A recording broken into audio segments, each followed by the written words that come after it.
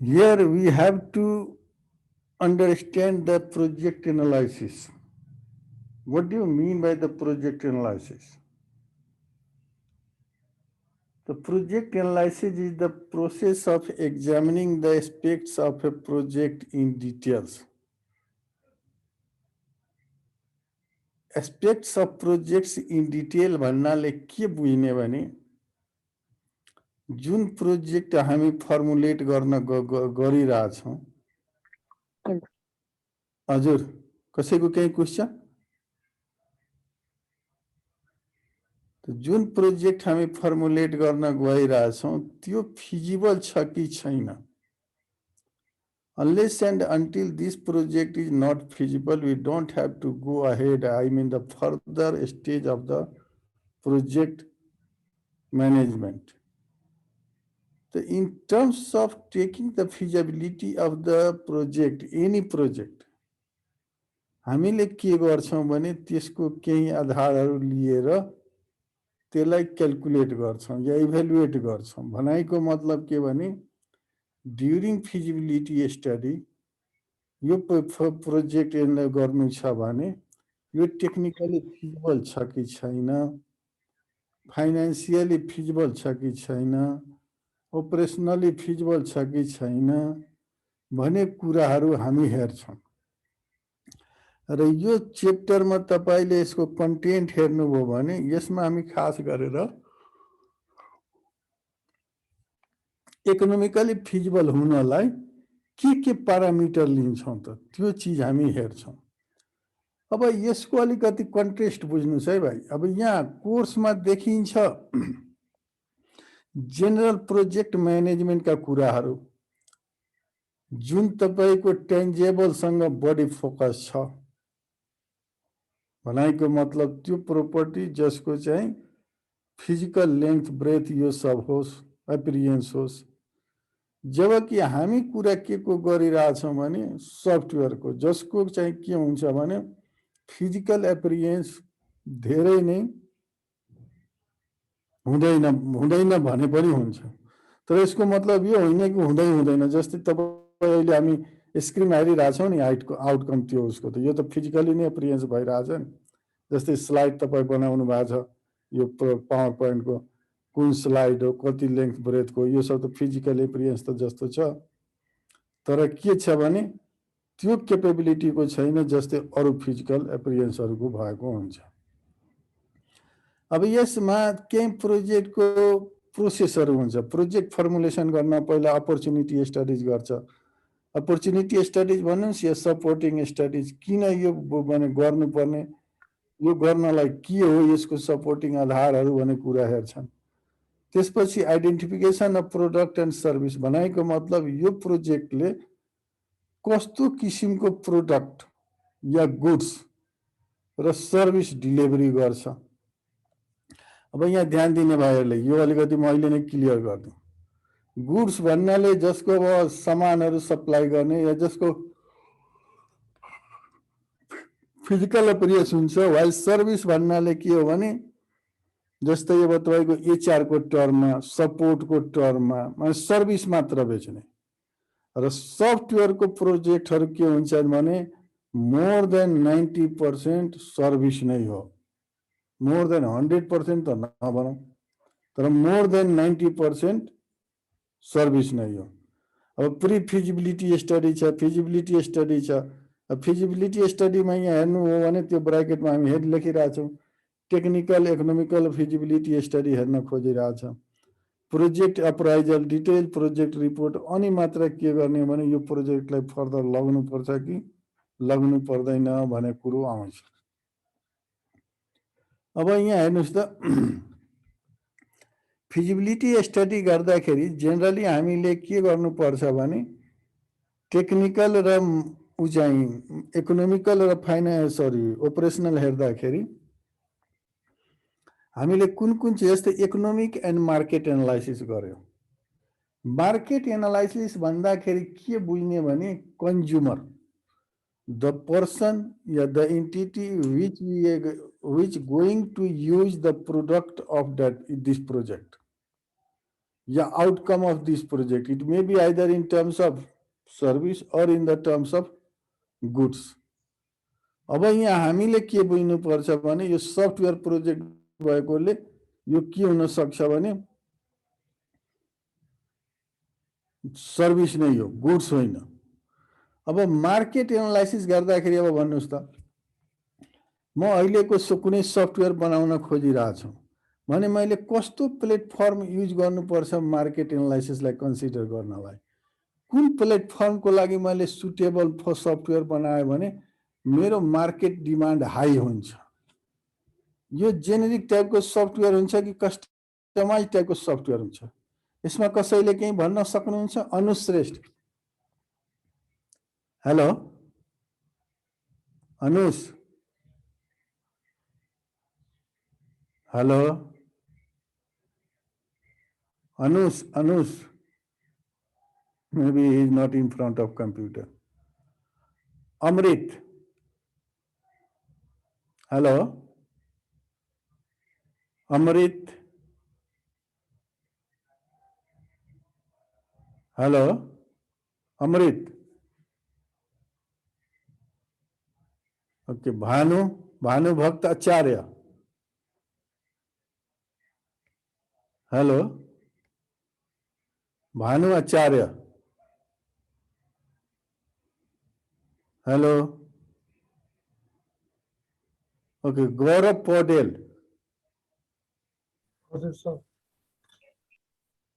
मलाई एउटा कुरा भन्नुहोस् त भाइ, जस्तै हामीले मार्केट एनालाइसिस गर्न खोजेको. मार्केट एनालाइसिस भन्दाखेरि के बुझ्नुहोस् भने जुन प्रोडक्ट या सर्भिस या जुन गुड्स या सर्भिस भनेको मतलब आउटकम हाम्रो जे हुन्छ त्यो मार्केटमा बिकाउ हुन्छ कि हुँदैन. अब यो त जेनरल एउटा कन्सेप्ट हो, तर हामीले के पढिरहेछौँ भने सफ्टवेयर प्रोजेक्ट भनेको के हो भने यो चाहिँ सर्भिस हुन्छ न कि गुड्स. सफ्टवेयरको प्रोजेक्टहरू जेनरली प्राय सर्भिस नै हुन्छ, गुड्स हुँदैन. त जब म सफ्टवेयरको मार्केट एनालाइसिस गर्छु भने म के स्ट्रेटेजीहरू अपनाउनु पर्छ? मैले तपाईको जिज्ञासा मात्र जान्न खोजेको रिगार्डिङ. सर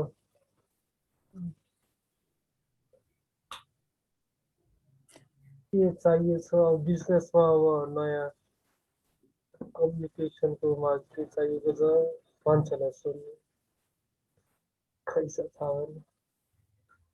ठिक छ, ल म अहिले एक्सप्लेन गर्छु. Manesh Bhatt.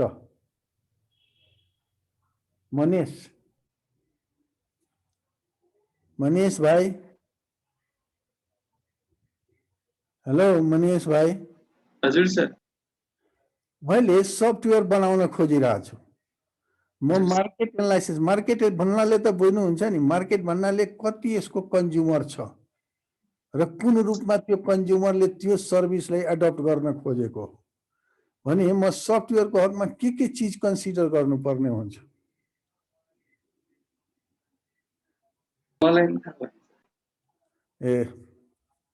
Anybody want to voluntarily explain? Anybody manga for you? Sir, I actually try गरौँ सर. ल ओके मीना भाइ. ओके.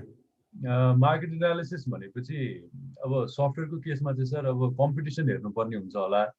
जस्तो त्यसले त्यो सफ्टवेयरलाई हामीले मार्केटमा ल्याइसकेपछि हाम्रो फियर्स कम्पिटिटर को छन् हैन, र उनीहरूले के फेसिलिटिजहरू दिइरहेछन् जुन हामीले दिन सकिरहेछौँ अथवा छैनौँ त्यो चेक गर्न सकिन्छ होला, पहिलो कुरा.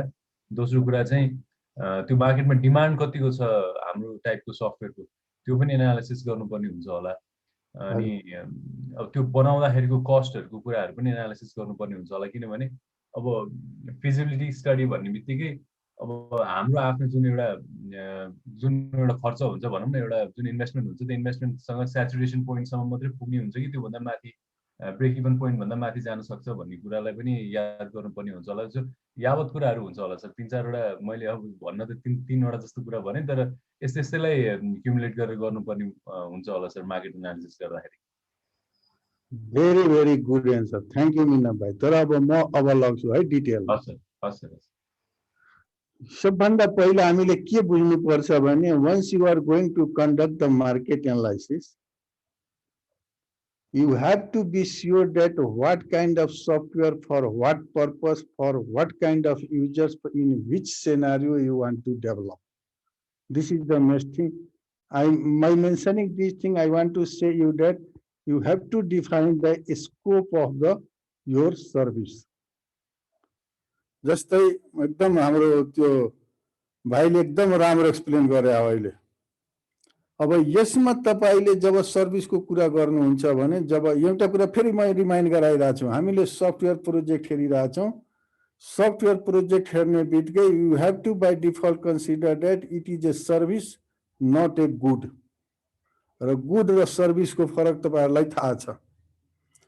यसमा हामीले के गर्छौं भने जस्तै मलाई सफ्टवेयर बनाउनु छ जसको एक्सेस वर्ल्ड वाइड होस् भने मैले अहिले नै के सोच्नु पर्यो भने वर्ल्ड वाइड होस् या नहोस्। हामीले करेन्ट सिनारियोलाई हेर्ने हो भने, हामीले सफ्टवेयर या करेन्ट टेक्नोलोजीको डेभलपमेन्ट हेर्ने हो भने हामीले जहिले पनि सफ्टवेयर बनाउँदाखेरि के टेक्नोलोजी रिलेटेड बनाउनु पर्छ भने वेब बेस बनाउनु पर्छ। अब यसमा तपाईको के हुन्छ भने वेब बेस किन बनाउने त भन्ने कुरा आउँछ। जस्तै क्लाइन्ट सर्भर मोडमा तपाईले बनाउनु भयो भने क्लाइन्टमा पनि त्यो सफ्टवेयर चाहियो, सर्भरमा पनि त्यो सफ्टवेयर चाहियो। वेब बेस यदि बनाउनु भयो भने वेब बेस पनि क्लाइन्ट सर्भरमा मोडमै अपरेट गर्ने, तर यहाँ क्लाइन्ट एकदम थिन हुन्छ। भनेको मतलब क्लाइन्टमा सफ्टवेयर होमोजेनियस हुन्छ, जुन हाम्रो लागि, हामी सबैको लागि के हो भने तपाईको एक्सप्लोरर हो, इन्टरनेट एक्सप्लोरर, या सिम्पल एउटा सिंगल वर्डमा भन्दाखेरि वेब ब्राउजर हो। यदि तपाईसँग वेब ब्राउजर छ भने तपाईले के बुझ्नु पर्छ भने मलाई क्लाइन्टमा त्यति ट्रेनिङ दिनु पर्दैन। अनि मार्केट एनालाइसिस गर्दाखेरि क्लाइन्टलाई अवेयर पनि त गर्नु पर्यो नि। त वेब बेस्ड सफ्टवेयर बनाउँदाखेरि हाम्रो एजम्पसन जेनरली के हुन्छन् भने मलाई क्लाइन्टमा त्यति ट्रेनिङ दिनु पर्दैन, खास गरेर अपरेसनल पर्सपेक्टिभले। किनभने क्लाइन्टले अरू पनि साइटहरू चलाइरहेका हुन्छन्, वेबलाई कसरी सर्फ गर्ने भन्ने कुराहरू थाहा हुन्छ। त पहिला नै यहाँ मार्केट एनालाइसिस गर्दाखेरि अर्को के गर्ने भने त्यसको डिमान्ड के हो त। अब डिमान्ड पनि कसरी बुझ्ने भने डिजायर टु अडप्ट। जस्तै मेरो डिमान्ड छ, मैले के गर्नु छ भने कुनै डिमान्ड मानिनुस् न, मेरो डिमान्ड टिचिङ गर्ने छ, more than 4 subject I want to teach. Let's suppose if I want to teach more than 4 subject, मैले 4वटा सब्जेक्टको नलेज राखेर म टिच गर्न सक्छु? सक्दैन नि। कारण के भने म 4वटा सब्जेक्ट पढाउनलाई त मसँग अवेलेबल टाइम स्लटहरू के हो, र त्यो 4वटा सब्जेक्टको कोर्स अफ कन्टेन्ट के हो, र त्यो कोर्स अफ कन्टेन्ट मैले एउटै इन्स्टिट्युटमा पढाउँछु कि अरू ठाउँमा पनि पढाउँछु। यो सब मैले भन्न खोजेको के भने once you develop the service, त्यो सर्भिस युज गर्ने क्लाइन्टहरू कस्ता छन् त, तिनीहरूको स्किलले इन्हान्स गर्नलाई कन्ज्युम गर्ने क्यापेसिटी के हो त, उसको डिजायर त छ। जस्तै मानौ न हामी अहिले यही कोभिडको बेला सबैले के गरिरहेछ भने यो सफ्टवेयर युज गरिरहेछ फर रिमोटली टिचिङ मटेरियल्स। कसैले फ्युज युज गरेछ, कसैले तपाईको जुम युज गरेछ, कसैले टिम युज गरेछ, कसैले मिट मी युज गरेछ। तर यो सबैको एउटै छ त कन्टेन्ट। जस्तै पहिला तपाईहरुकै यसमा जुम युज गरे होला, खाली यसमा के भयो भने अरू क्लासको त कुराहरू मिलेन नि। जस्तै स्टुडेन्टको एटेन्डेन्स, असाइनमेन्ट, यो सब कुराहरूलाई पनि मिलोस् भनेर फ्युजसँग इन्टिग्रेट गर्यो। त यो सब चीजहरू जुन ध्यान दियो नि त्यसमा पनि मार्केट एनालाइसिस यो पर्छ। तर generally once you want to sell any service to the market, you have to first consider that is the service produced by you people willing to pay for that service? यो चाहिँ पहिलो willing भनेको उसको इच्छा छ भने यो किन्ने, तर इच्छा हुँदैन उ किन्छ भने नबुझ्नुस्। Is they have capacity to buy it? Capacity भन्नाले अब उसको कुरो के आयो भने उसको फाइनेन्सियल स्टेटस के छ, the price which you are going to set is it going to buy them. तब यस्तोमा के गर्नुपर्छ भने हामीले जब एनालाइसिस गर्छौँ, मानिलिनुहोस् मैले एउटा सर्भिस बनाएँ, त्यसको कस्टमरको निड छ, यो चाहन्छ यो उसँग होस्, तर उसको क्यापेसिटी त्यो किन्ने छैन भने हाम्रो अर्को मेकानिजम के हुन्छ भने जुन सब्सक्रिप्सन हामी बनाउँछौँ नि, बनाएको मतलब एउटै software more than one user by subscribing हामी जुन एक्सेस दिन्छौँ त्यो मोडालिटीमा हामी जाने हो कि भने त्यो कुरो हो। त जब तपाईले मार्केट एनालाइसिस गर्नुहुन्छ, first of all you have to think that what are the user needs, user को रिक्वायरमेंट के हो, जुन हाम्रो भाइले एकदम राम्ररी एक्सप्लेन गर्नुभएको थियो। त्यो यूजर को मैले जुन चाहिँ सफ्टवेयर प्रोडक्ट बनाइरहेको छु, सर्भिस त्यसले फुलफिल गर्छ कि गर्दैन, नीड फुलफिल मात्र गरेर भएन, त्यसले त्यसलाई उ गर्छ कि गर्दैन भनेको मतलब त्यो सर्भिसमा एक्सेस त्यो यूजर को पुर्याउनलाई के गर्नुपर्छ।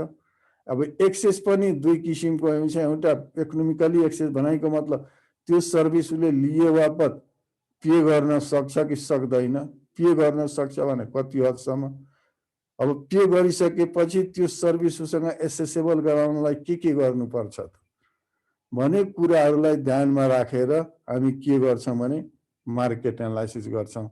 र यसको अलावा सबभन्दा मोस्ट इम्पोर्टेन्ट मेन्टेनेन्स हामी कसरी गर्ने त्यो सर्भिसलाई भनेको मतलब if you want to use general purpose software, ध्यान दिनुहोस् है, हामीले सफ्टवेयर पढ्दाखेरि दुई किसिमको सफ्टवेयर भनेका थियौँ, एउटा जेनरल पर्पज, एउटा कस्टमाइज पर्पज।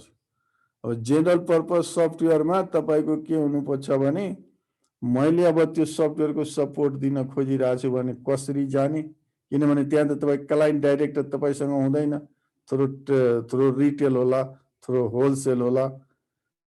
त यो सब चिजहरूलाई कन्सिडर गरेर जुन हामी एनालाइसिस गर्छौँ त्यो मार्केट एनालाइसिस।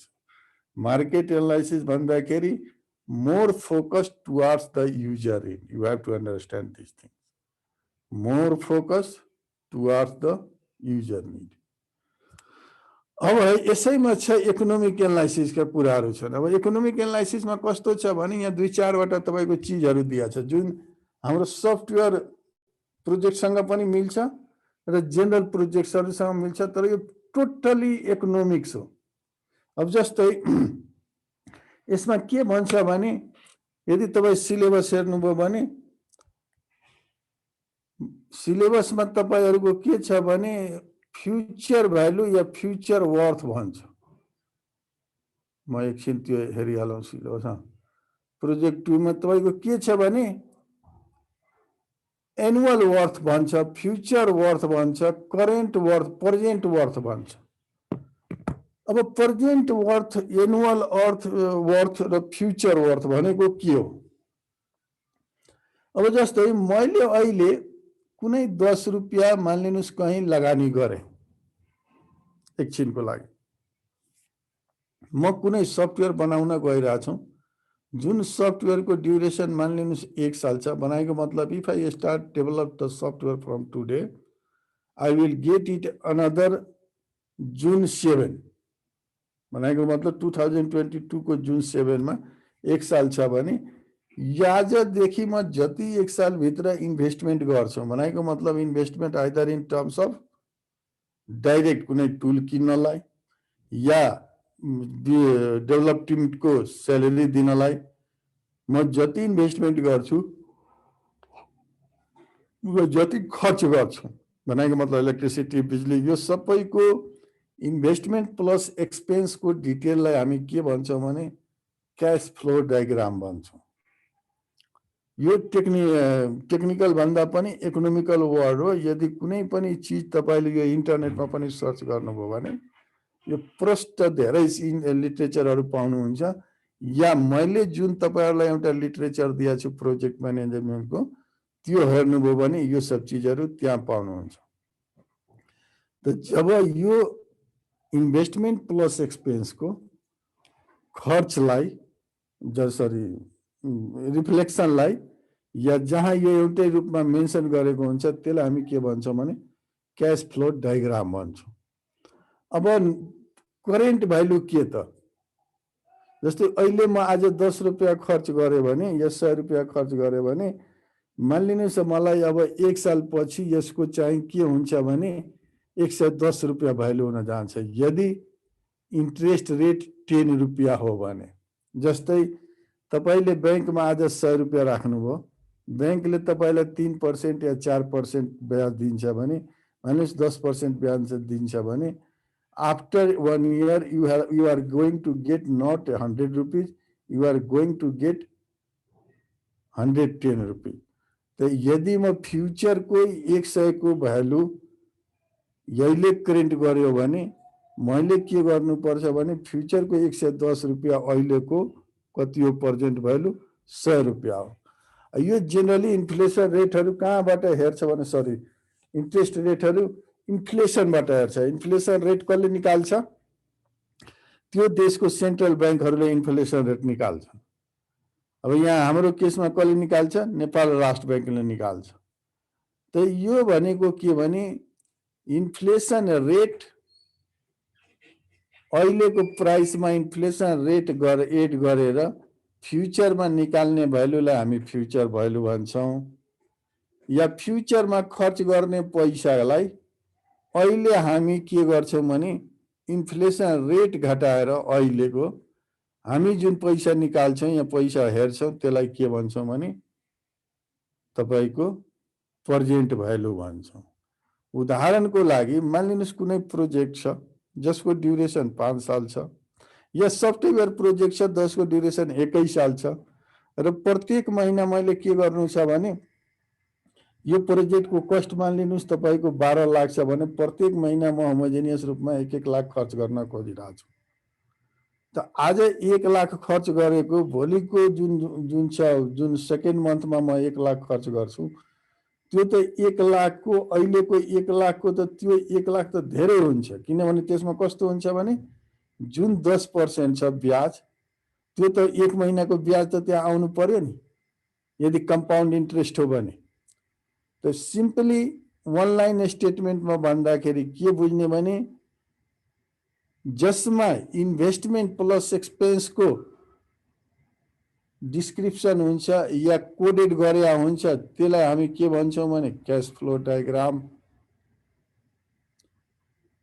अहिलेको पैसाको फ्युच करेन्ट भ्यालु कुनै पनि पैसाको के छ भने त्यसलाई जस्तै अहिले मसँग 10 रुपियाँ हो त्यो 10 रुपियाँ हो तर त्यो 10 रुपियाँ फ्युचरमा यदि मलाई हेर्नु छ भने त्यसमा के गर्नुपर्छ भने इन्फ्लेसन रेट जोडेर हामीले पत्ता लगाउँछौँ। त्यो भनेको के हो भने फ्युचर भ्यालु हो।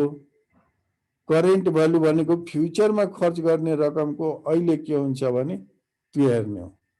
जस्तै मैले हिजो फ्युचरमा 100 रुपियाँ खर्च गर्छु भने आज त्यसको इक्विभ्यालेन्ट 90 रुपियाँ हुन सक्छ based upon the inflation.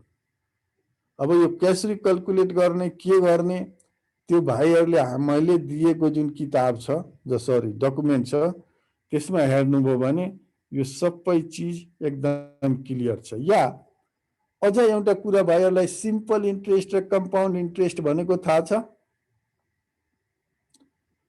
Anybody can explain me simple interest and compound interest? Anu? Hello?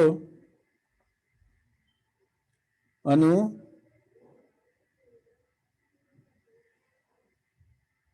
Anu?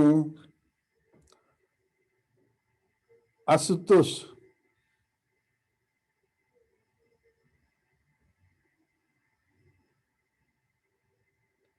गौरव? दिनेश?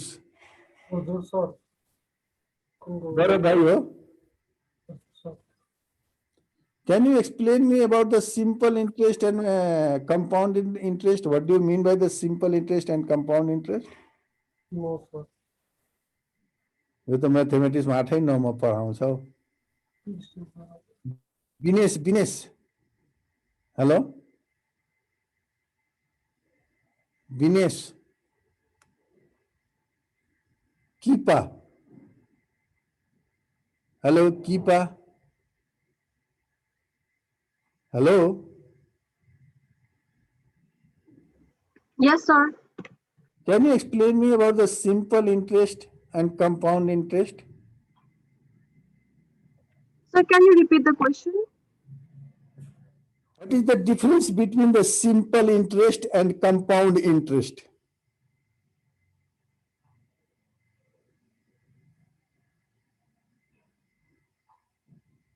यदि थाहा छैन भने हुन्छ, केही छैन, यो सबैलाई त्यस्तै हो, मलाई पनि धेरै चीज थाहा हुँदैन। सिम्पल इन्ट्रेस्ट भनेको जस्तै हामीले निकाल्छौं नि I इक्वल टु P गुना N गुना R बाई 100, यो सिम्पल इन्ट्रेस्ट हो कि कम्पाउन्ड इन्ट्रेस्ट हो? सर म भनौँ एक्चुअली सर, हुन्छ भाइ, हुन्छ।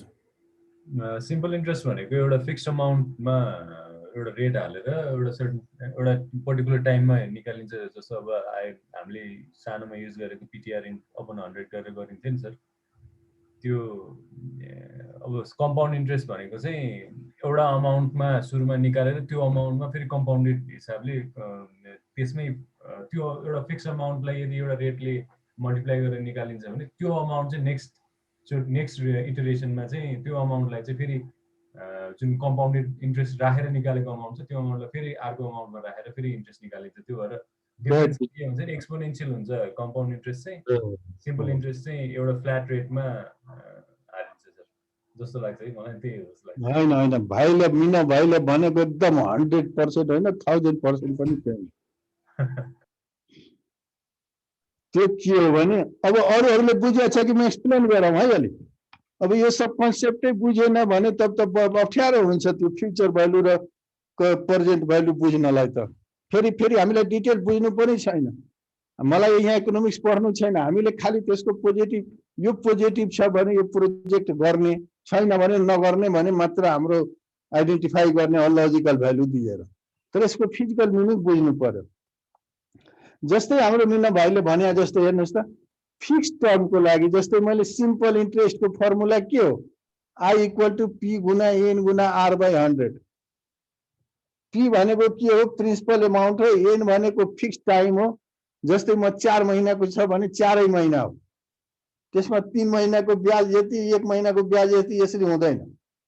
त्यो चाहिँ ब्याज एउटा तोकिदियो, त्यो 4 महिनाको फेरि के को लागि पर्सेन्टेज, फेरि ध्यान दिने, रेट फिक्स गर्दाखेरि इयरलाई कन्सिडर गरिन्छ यस्तोमा। जस्तै 4 महिना भन्ने बित्तिकै त्यो 1 इयर होइन, 4/4 डिभाइडेड बाई 12 भने जति आउँछ त्यो चाहिँ इयर हुन जान्छ। अनि त्यसपछि के छ भने रेट छ इन्टु R डिभाइडेड बाई 100 छ। अब कम्पाउन्ड इन्ट्रेस्ट भनेको के हो भने फेरि एकचोटि, सिम्पल इन्ट्रेस्ट भनेको के हो भने एउटा फिक्स टर्मको लागि हुन्छ। त्यो फिक्स टर्म भित्रको दिनमा त्यसको इन्ट्रेस्टहरू क्यारी ओभर हुँदैन। भनेको मतलब त्यो पिरियड कटिसकेपछि मात्र त्यो इन्ट्रेस्ट एज ए होल तपाईँ गेन गर्न सक्नुहुन्छ। या उदाहरणको लागि let's suppose for 1 year you take amount from anyone that you take loan 100 rupees for 1 year at the rate of 4%, then the interest of this will be the 4 rupees after 1 year, not after 9 months, not after 10 months, not after 11 months. यो हुँदैन, यो तपाईँ के हुन्छ भने 1 साल पछि मात्र गएर 104 रुपैयाँ हुन्छ। जबकि कम्पाउन्ड इन्ट्रेस्टमा के हुन्छ भने हाम्रो त्यो अधिकारी भाइले भने जस्तै यो चाहिँ एक्सपोनेन्शियल ग्रोथ हुन्छ। तपाईले सालको के गर्नु भएको छ भने 4 रुपैयाँ हो भने 365 दिनमा 4 रुपैयाँ हो भने एक दिनमा कति रुपैयाँ हुन्छ त भने निकाल्ने। भनेको मतलब एक दिनको कति हुन्छ, 365 दिनमा 4 रुपैयाँ, एक दिनको तपाईको कति हुन्छ 4/365। अब यो भनेको के हो भने आज तपाईले पैसा लिनुभयो, भोलि तपाईको पैसाको प्रिन्सिपल एमाउन्ट के हुन जान्छ भने तपाईले दिएको पैसा प्लस इन्ट्रेस्ट 4/365। 2 दिनको हो भने 2 इन्टु त्यो 1 दिनको रेट, त दिन पछिको के हुन जान्छ भने एड हुँदै जान्छ। यहाँ तपाईले के बुझ्नु पर्यो भने जब हामी यो फाइनान्शियल र इकोनोमिकल नेट प्रेजेन्ट भ्यालु हेर्छौं त्यस्तै एक्सपोनेन्शियल कुराहरू आउँछन्। कुन रूपमा तपाईले इन्ट्रेस्ट क्याल्कुलेट गर्ने हो? सिम्पल इन्ट्रेस्ट यदि कति छ तपाईको त्यसरी इन्क्रिज भइरहेछ भने त्यो रिलेटेड प्यारामिटरहरू कसरी लिने? नेट प्रेजेन्ट भ्यालु भनेको के हो भने एउटा ध्यान दिनुस् फेरि अब भविष्यमा गर्ने या पास्टमा गरिसकेको रकमको एक्सपेन्सलाई अहिलेको कन्टेक्स्टमा बनाएको मतलब अहिले जुन इन्फ्लेसन रेट छ त्यसलाई कन्सिडर गरेर निकालिएको भ्यालुलाई हामी के भन्छौं भने प्रेजेन्ट भ्यालु भन्छौं। या जुन जस्तै तपाईले मानिलिनुस् प्रेजेन्ट भ्यालु बराबर तपाईको मानिलिनुस् अहिले 100 रुपैयाँ छ, एक साल पछि 104 रुपैयाँ छ भने साल भरिको 104 रुपैयाँको भ्यालु अहिले कन्भर्ट गर्यो भने 100 रुपैयाँ हुन्छ। या अहिलेको 100 रुपैयाँको भ्यालु एक साल पछि 104 रुपैयाँ हो भने त्यो फ्युचर भ्यालु हो। त सिम्पली लजिक छ, यसमा हामीले कुनै त्यति टाउको दुखाउनु छैन।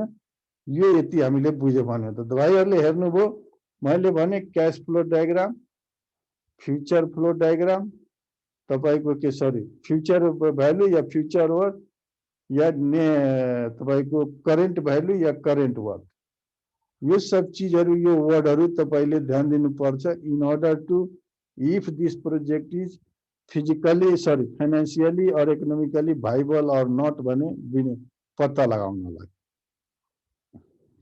अब यसपछि एउटा के छ भने इन्टरनल रेट अफ रिटर्न छ भने एउटा टर्म भाइहरुसँग फेरि आग्रह छ मेरो, जुन म डकुमेन्ट दिएको छु आज पढ्नुस्। म आजको फिडब्याकले मलाई अलि ठीक लागिरहेको छैन कि तपाईहरु पढ्नु भएको छ भनेर, किनभने यो अलिकति नपढेपछि अलि बुझाउन, किनभने यो जेनरल टर्म भित्र पर्दैन आईटी तिर, तर सिम्पल चीज हो, एकदम सिम्पल म्याथमेटिक्स जसलाई आउँछ यो आउँछ। यसमा अब तपाईलाई म अब कहाँ लग्छु भने internal rate of return. Internal rate of return निकाल्दाखेरि के भन्छन् भने नेट प्रेजेन्ट भ्यालुलाई, यसको फर्मुला छ त्यहाँ, यो सब हेर्नु होला, भोलि फेरि म रिपिट गर्छु। नेट प्रेजेन्ट भ्यालुलाई 0 कन्सिडर गरेर डिस्काउन्ट रेट भनेको र इन्ट्रेस्ट रेट भनेको फरक कुरा हुन् है। इन्ट्रेस्ट रेटमा तपाईले के गर्नुहुन्छ भने you are going to add amount, जबकि डिस्काउन्ट रेटमा के हुन्छ भने you are going to left some amount, केही डिस्काउन्ट दिनुहुन्छ केही छोड्नुहुन्छ। त डिस्काउन्ट रेट जुन हामी पत्ता लगाउँछौं त्यसलाई हामी के भन्छौं भने इन्टरनल रेट अफ रिटर्न। यदि internal rate of return more than 1 छ भने हामी के बुझ्छौं भने यो प्रोजेक्ट हाम्रो लागि भाइबल हो, लेस देन 1 छ भने यो भाइबल होइन। नेट प्रेजेन्ट भ्यालु पनि मोर देन 1 छ भने यो राम्रो हो, नत्र यो राम्रो होइन। त यो सब इन्डिकेटरहरु त्यो जुन मैले तपाईलाई डकुमेन्ट दिएको छु त्यसमा छ। यो सब एकचोटी आज मेरो humble request to all of you, please study it, then it will be very easy to mathematically understand what is the, आज म खाली theoretically concept दिइरहेको छु, what is the present value, फेरि एकचोटी रिपिट गरिरहेको छु, what is the present value, what is the future value, what is the annual value and what is the IRR। अनिश भाइ अब भन्न सक्छ प्रेजेन्ट भ्यालु भनेको के हो? यस सर। भन त भाइ, एक्सप्लेन गर त, एक्जाम्पल ल्याउ कुनै अनि एक्सप्लेन गर, म स्योर हुँ कि साच्चै तिमीलाई आउँछ भने। प्रेजेन्ट भ्यालु भनेको सर अहिले जुन अवस्थामा उसको भ्यालु छ त्यही नै हो प्रेजेन्ट भ्यालु भनेको सर।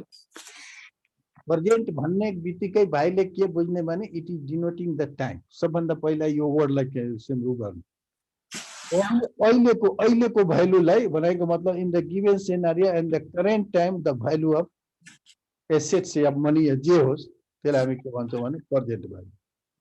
ल फ्युचर भनेको भन त। फ्युचर भ्यालु भनेको सर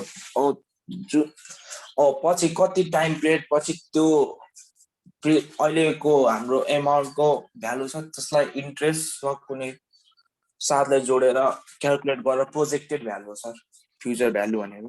अनि त्यो केले कभर गर्छ त इन्ट्रेस्ट रेटलाई पनि गाइड गर्ने हाम्रो इकोनोमिकल वर्ड के हो या के हो त्यस्तोलाई कभर गर्ने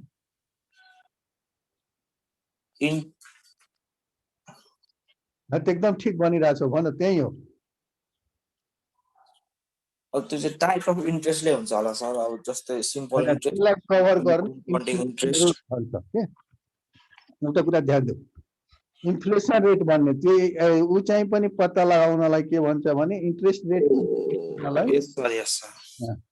इन्फ्लेसन रेट बुझ्ने अब इन्फ्लेसन रेट पनि धेरै यसमा अब इकोनोमिक्सतिर गयो भने धेरै फ्याक्टरहरू हुन्छ जस्तै उदाहरणको लागि हामीले आज ल्यान्डमा लगानी गरेको पैसा त्यो ब्याङ्कको ब्याजसँग मिल्छ मिल्दैन नि साल पछि ल्यान्डको भाउ कहाँबाट कहाँ गएछ त्यो कुनै सेक्टरमा हाई इन्फ्लेसन हुन्छ यो सब चिज हामीले पढ्नु छैन खालि के बुझ्ने भने अहिलेको हामीले जे पनि भ्यालिड डाटातिर हेर्ने जस्तै अब यो इन्फ्लेसन रेट इन्ट्रेस्ट रेट यो सब कसले फिक्स गर्ने हो सम्बन्धित देशको सेन्ट्रल ब्याङ्कले हाम्रो कन्सेप्टमा को हो भने राष्ट्र ब्याङ्क भन्छ जसलाई त्यति बुझ्नु भने बुझ्यो भने भयो अब म अर्को कुरा आउँछु यसैमा अब यही फिजिबिलिटी स्टडी भित्र टेक्निकल एनालाइसिस हामीले इकोनोमिक एन्ड मार्केट एनालाइसिस हेऱ्यौँ मार्केट एनालाइसिस छ फाइनेन्सियल एनालाइसिस छ इकोनोमिक बेनिफिट छ अब म टेक्निकल एनालाइसिस भन्छु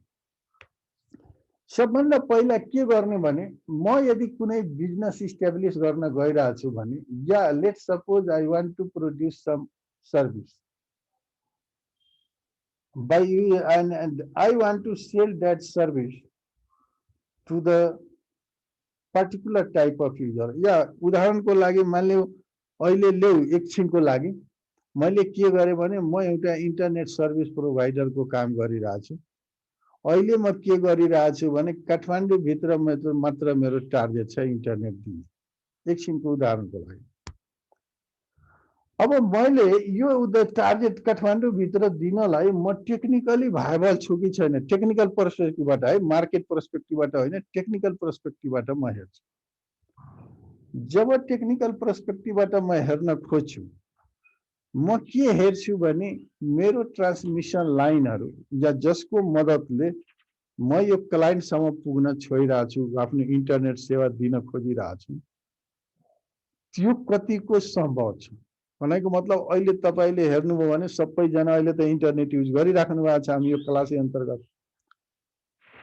मोस्ट अफ असले के गर्छौं भने एउटै घरमा हेर्नुभयो भने 4-5 वटाको लाइन लिएर आइरहेछ एउटै घरमा यदि मानिलिनुस् त्यहाँ भाडामा बसिरहेछ भने उक्कसको भने 4 वटा वायरहरू त आइसक्यो यदि ऊ हो भने यदि तपाईको वायरलेस हो भने 4 वटाले रेडियो मोडेम लगायो होला त यो सब चीजहरु भाइबल गर्नलाई यदि पोसिबल छ भने के हो अब यसलाई अर्को रेगुलेटरी पर्सपेक्टिभबाट हेर्नु हो भने जस्तै सरकारैले रेगुलेटरी मेकानिजममा नै यस्तो व्यवस्था गर्दियोस् जस्तै फाइबर तार दिन्छ नि अहिले चुन्छ नि एफटीटीएच भन्छ फाइबर टु होम त्यसमा के अप्सन छ भने जतिवटा तार हुन्छ नि जस्तै 16 कोर 32 कोर 40 तपाईको 36 कोर यस्तो छ के 2 को रेस्पेक्टमा हुन्छ 16 24 32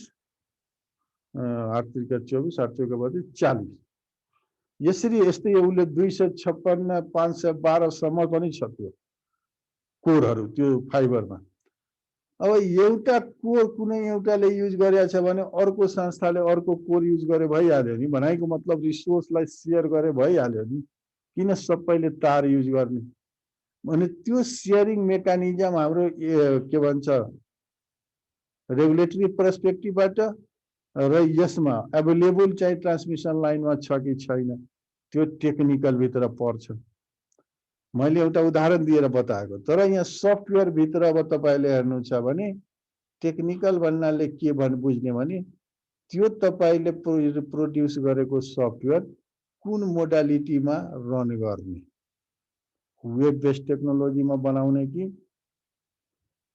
रन केमा गर्ने म त अहिले नै भन्छु त्यो रन लोकल कम्प्युटर डेस्कटपमा गरे पनि त्यो सफ्टवेयर बनाउँदाखेरि के गर्ने भने अहिलेको कन्टेक्स्टमा जहिले पनि वेब बेस्ड टेक्नोलोजीमा बढाउने। कारण के भने भोलि मलाई कस्टमर थपियो भने मैले गएर प्रत्येकको घरमा सपोर्ट दिनुभन्दा आफ्नो सेन्ट्रल सिस्टममा सपोर्ट गरेर अरूलाई लेट्स युज भन्यो भने मेरो पुग्यो। अहिले के छ, अहिले हामीले वेब बेस बनाइदियो भने भोलि मेरो क्लाइन्ट थप्दै गयो भने म युजर थप्दै गयो सब्सक्रिप्सन दिँदै गए पुग्यो। मलाई प्रत्येकको कम्प्युटरमा गएर उ गर्नु परेन, इन्स्टल गर्नु परेन। त मैले यदि टेक्निकली हेर्ने हो भने यदि कुनै पनि सफ्टवेयर अहिलेको कन्टेक्स्टमा है जसरी हाम्रो टेक्नोलोजी चेन्ज भइरहेछ, जहिले पनि के बनाउने भने इभन डेस्कटप एप्लिकेसनमा युज गर्न परे पनि वेब एप्लिकेसनमा बनाउने। यसले के हुन्छ भने तपाईको अरू सप्लिमेन्ट्री खर्चहरूको जरुरी पर्दैन, जस्तै वेब होस्टिङ दुनिया, किनभने आजकल क्लाउडको छ। फ्री चाहिँ तपाईको यदि कम डाटा छ भने सायद पाइन्छ होस्ट गर्ने ठाउँहरू।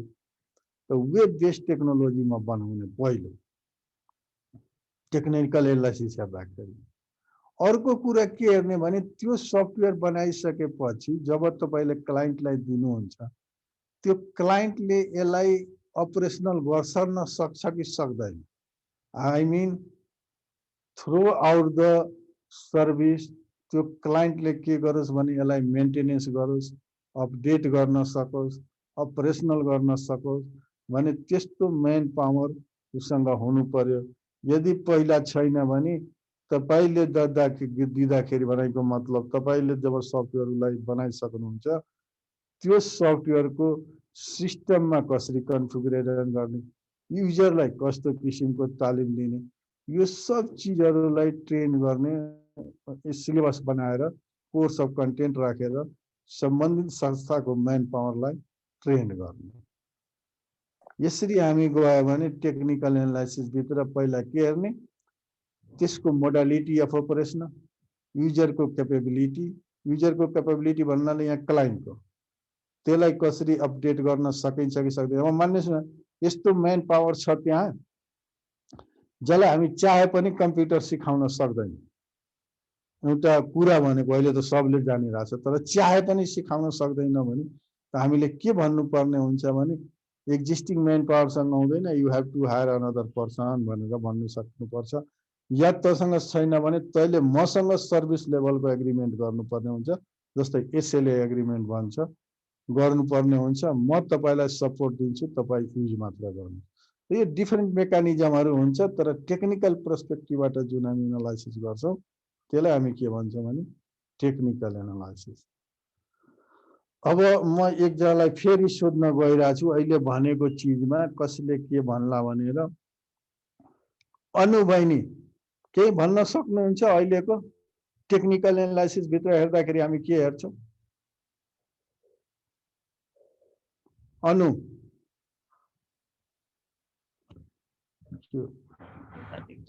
Hello, is Anu is there? Binesh. Yes, sir. Hello, Binesh. Yes, sir. Can you explain me what do you mean by the technical analysis for technical analysis? Technical analysis. भाइहरुलाई bore लाग्छ। Examine गर्नु, examine predict गर्ने। Examine गर्ने तर examine होइन, compare गर्ने, considering the technical capability. Technical capability भित्र के हेर्ने त त्यो पो भन्न खोजेको के। भर्खर मैले एक्सप्लेन गरेँ नि के थियो त।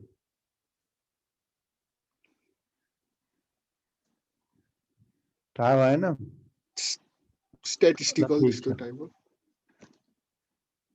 होइन, स्ट्याटिकल होइन, भर्खर मात्र एक्सप्लेन। ल ठीक छ। काजी भाइ, काजी गुरुङ।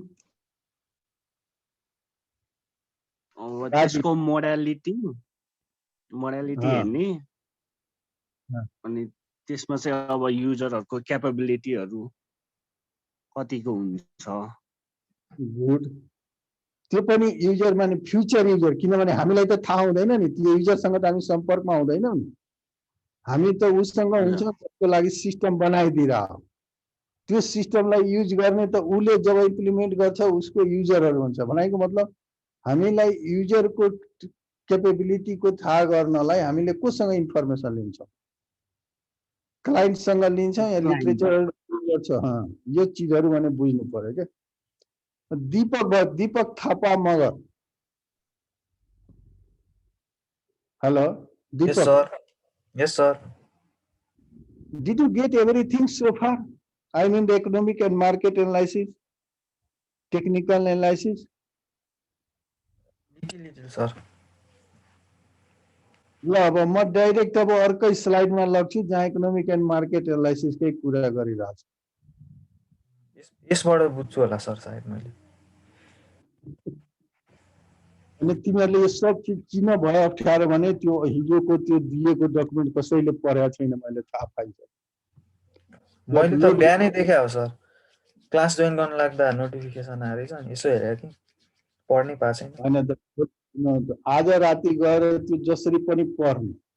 म आज सिम्पल थ्योरिटिकल दिइरहेको छु। म भोलि गएर अर्को आइतबार प्रेजेन्ट भ्यालु कसरी क्याल्कुलेट गर्ने, नेट भ्यालु कसरी NPV net present value, future value र एनुअली यो सब कसरी क्याल्कुलेट गर्ने, इन्टरनेट आइआरआर कसरी क्याल्कुलेट गर्ने, यो सब सिकाउँछु।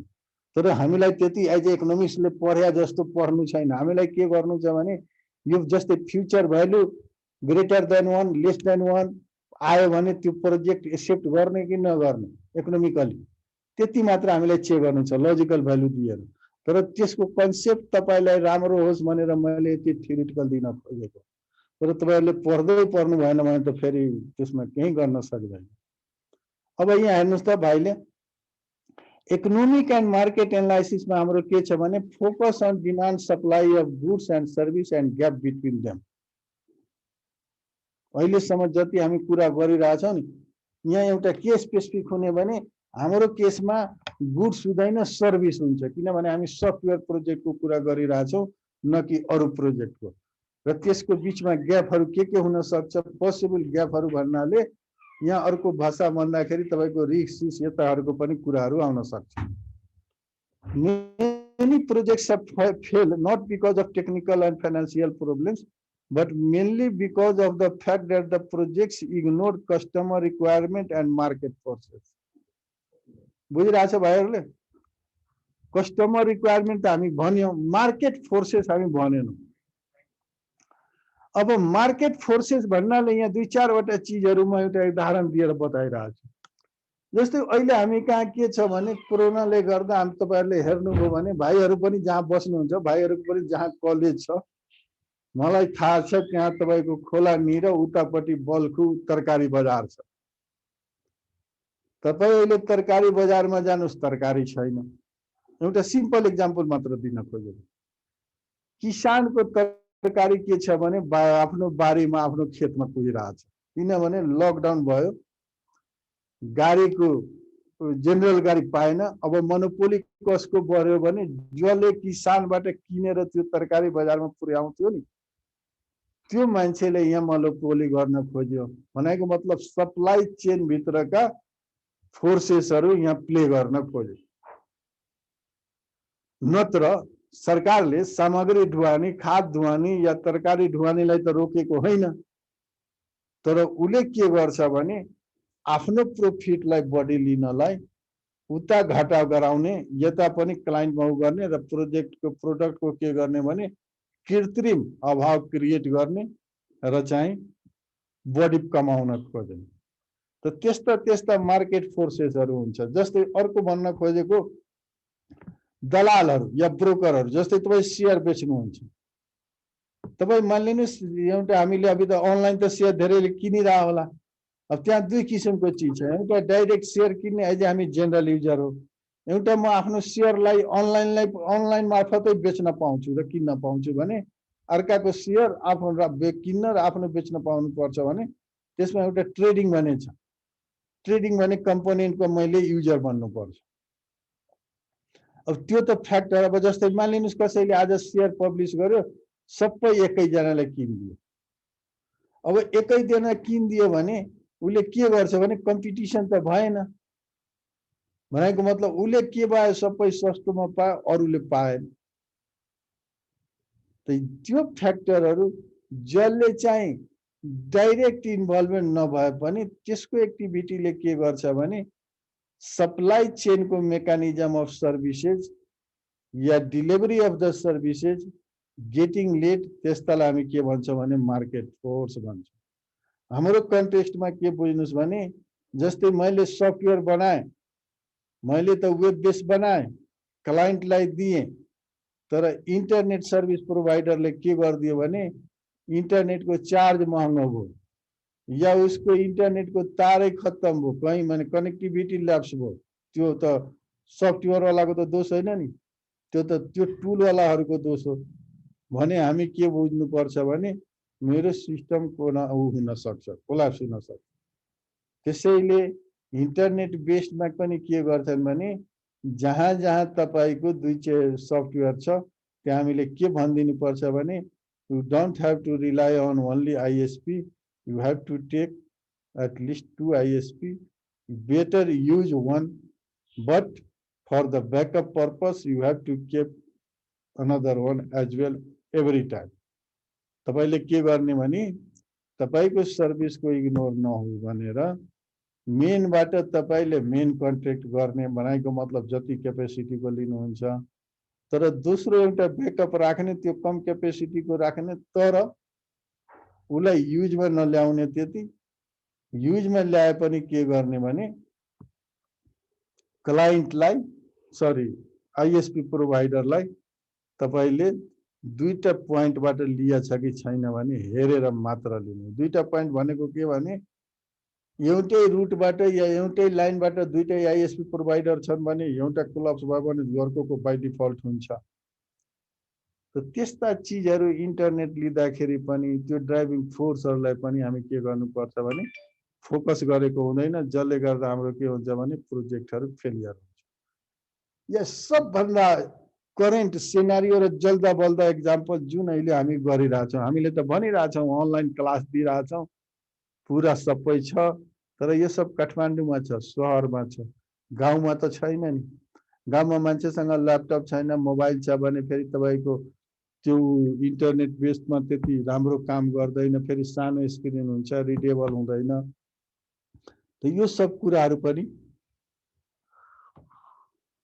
कन्सिडर गर्नुपर्ने हुन्छ। त यहाँ मेजर कुरा भन्न खोजेको के हो भने generally during the software development we generally forget the customer requirements. Customer requirements भन्नाले दुई किसिमको कस्टमर बुझ्नुस्, the customers for whom you are developing the software and the customer which use that software to provide services to their clients. त्यो दुईटै हाम्रो लागि के हो भने क्लाइन्ट हो। हामी कस्टमरको क्लाइन्टलाई पनि फोकस गर्यो भने र मार्केट फोर्सेस बनाएको मतलब डाइरेक्ट मार्केट फोर्सेस नभएर इनडाइरेक्टहरु जस्तै ब्रोकर भयो, मेडिएटर भयो या रिलाइङ टुलहरु भयो। जस्तै हाम्रो केसमा सफ्टवेयरको टुलमा यदि वेब बेस हो भने इन्टरनेटको एक्सेसिबिलिटीका कुराहरु आउँछन्, त्यस्तै इन्टरनेट एक्सेसिबिलिटी लिनको लागि युज हुने टुलहरुका कुराहरु आउँछ, त्यस्तै रिमोटनेसका कुराहरु आउँछन्, भनेको मतलब इन्टरनेटको एबिलिटीका कुराहरु आउँछन्।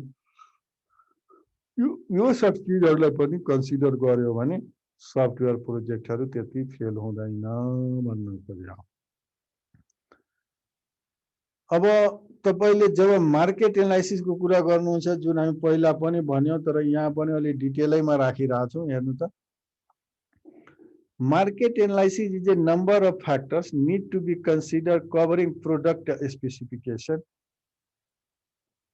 बनाइको मतलब तपाईले बनाउन खोजेको प्रोडक्टको स्पेसिफिकेसन, त्यसको प्राइसिङ, त्यो प्रोडक्टलाई डेलिभरी गर्ने च्यानलहरु, च्यानल अफ डिस्ट्रिब्युसन, त्यसपछि त्यो प्रोडक्टको प्रिभियस या करेन्ट ट्रेड प्र्याक्टिसेसहरु के छ, त्यसपछि त्यसको थ्रेट अफ सब्स्टिट्युट्स के छ। बनाइको मतलब हाम्रो त्यो अधिकारी भाइले भने जस्तै यदि same product launch by the multiple person त त्यसको के हुन सक्छ भने उले कस्तो किसिमको कम्पिटिसन क्रिएट गरिरहेछ, त्यो थ्रेटहरु हुनुको थाहा हुनु पर्यो। त्यस्तै डोमेस्टिक एन्ड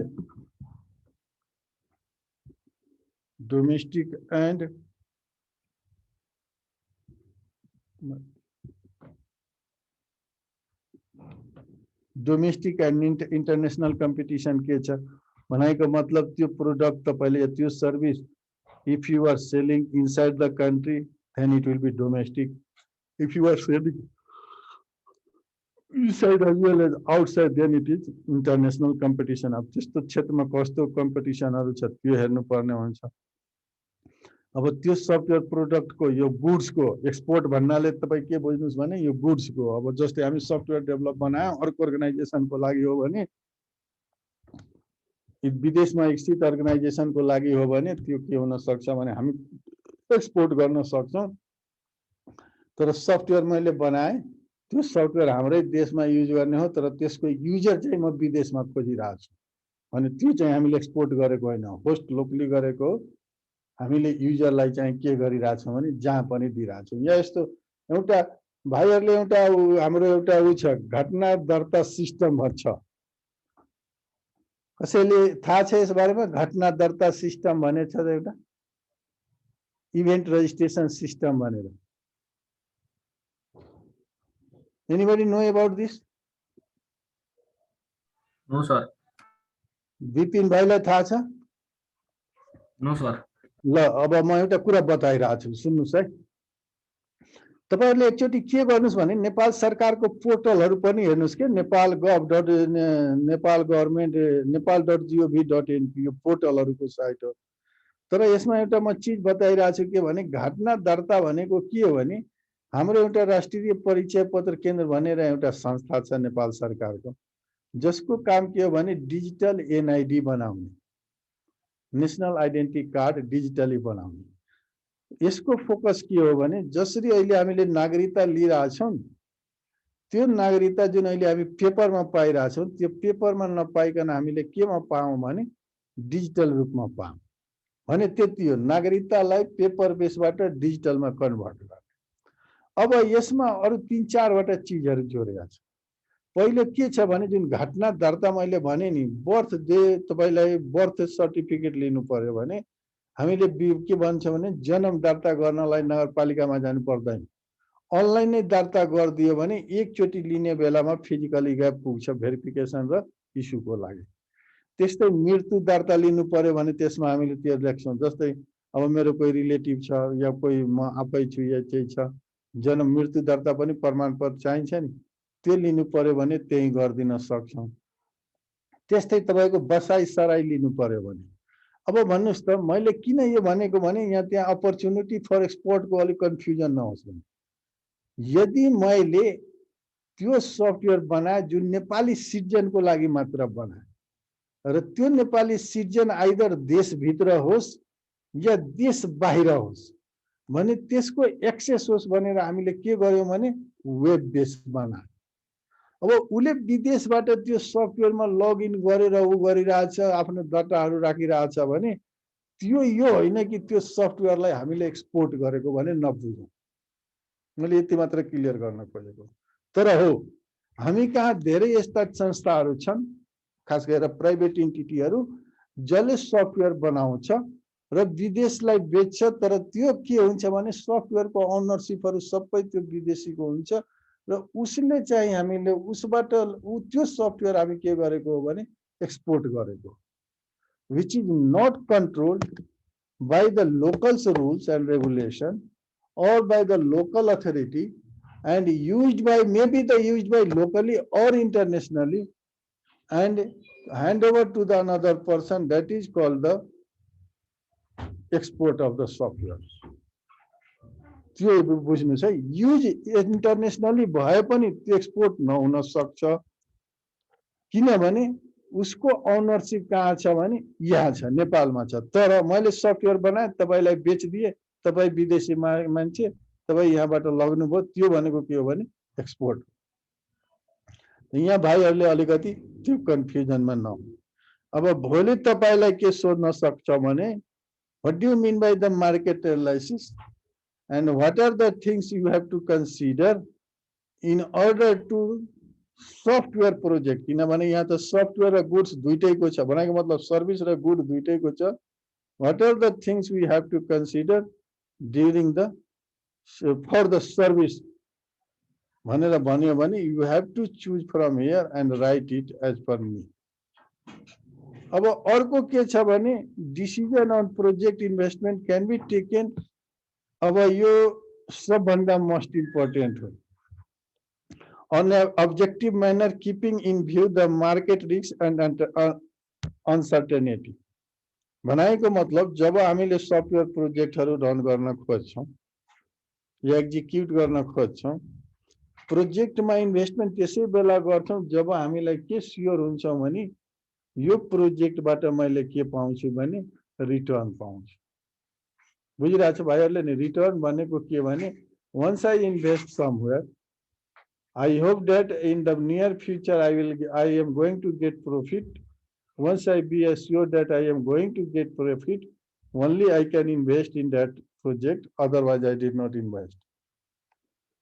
So, त्यो टेक गर्नलाई हामीले के गर्छौं भने यो डिफरेन्ट किसिमका इकोनोमिक प्यारामिटरहरु जस्तै net present value, future value, cash flow, तपाईको आईआरआर यो सब इकोनोमिकली हेर्छौं मार्केट को रेस्पेक्ट में हामीले के हेर्छौं भने त्यो मसको मार्केट कहाँ हुन्छ नेशनल मात्र हुन्छ कि इंटरनेशनल पनि हुन्छ नेशनल हुन्छ भने कुन मेकानिजम हुन्छ इंटरनेशनल हुन्छ भने कुन मेकानिजम हुन्छ त्यसमा तपाईको सर्भिस को डिलिभरी गर्ने च्यानलहरु के हुन सक्छ यो सब चीजलाई र त्यो सब त्यस्तै सर्भिस अरूले पनि दिइराछ भने कस्तो किसिमको थ्रेट आउन सक्छ अब थ्रेटलाई तपाई मिनिमाइज गर्ने भनेको मतलब जुन हामी रिस्क तिर हेर्छौं मिनिमाइज गर्न के उपाय हुन सक्छ र त्यो भन्दा सब्स्टिट्युट प्रोडक्ट को लाई कसरी हामी अहेड गर्न सक्छौं भनेको मतलब